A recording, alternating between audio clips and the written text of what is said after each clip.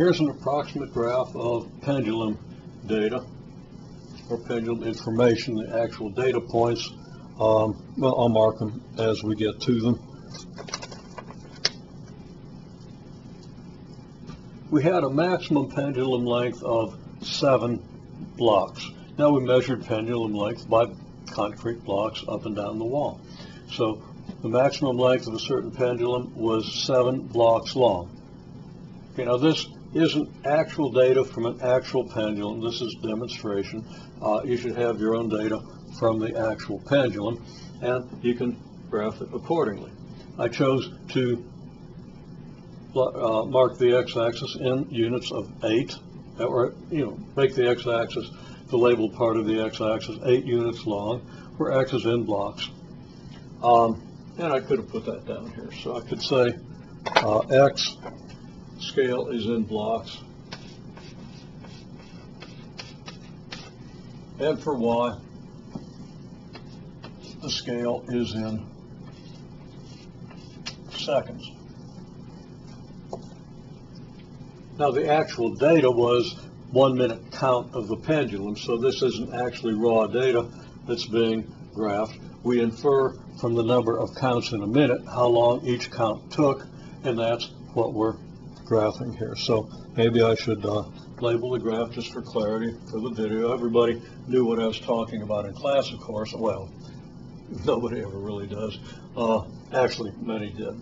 I think people understood what was being done in class, because we have a really good class here.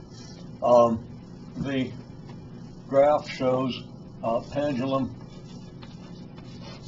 period, because the period is the time for a complete oscillation, versus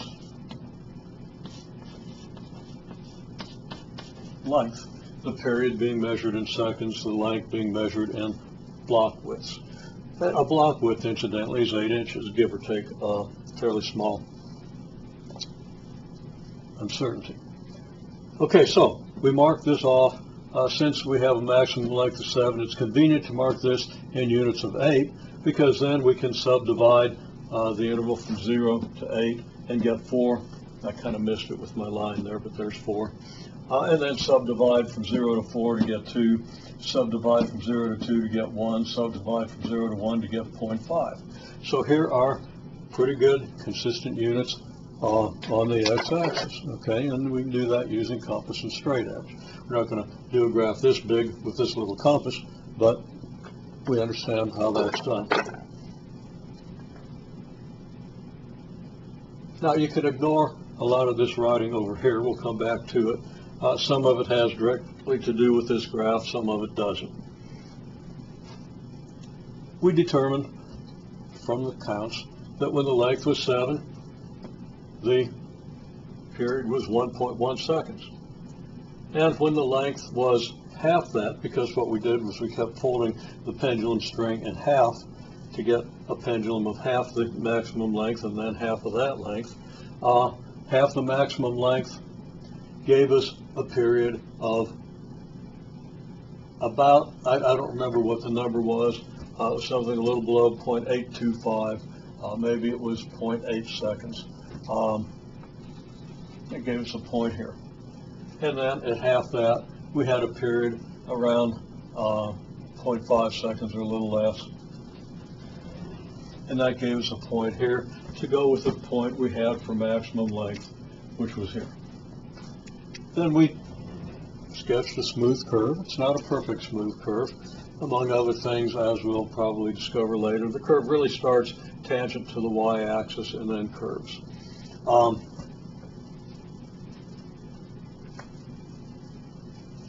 From this graph, we could then predict what the period would be for any length with reasonable certainty.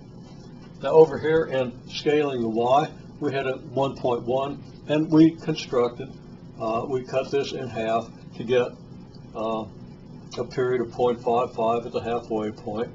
We could construct that in half, get a period of 0.275, and take half of that, and so forth, and mark the axis in those units. And there's really no more accurate choice, but those numbers aren't particularly convenient. They're not particularly easy to deal with. So we'd probably make a reasonable modification on that. But there's our graph. Now we try to determine what the y factor is for this graph. Okay, so when x doubles, well, y increases from this to this. Let's see, if y had doubled, it would be here. This looks like a factor of about 1.7. In other words, the y value for this point is 1.7 times the y value for this point. Now, if we were to double this y value, we'd be way up here, and this looks like it's more like 1.4. But if so, this would tend to indicate, if this was our actual graph based on the pendulum behavior, and it isn't, but if it was, this would tend to indicate that maybe we don't have a power function relationship here. Okay.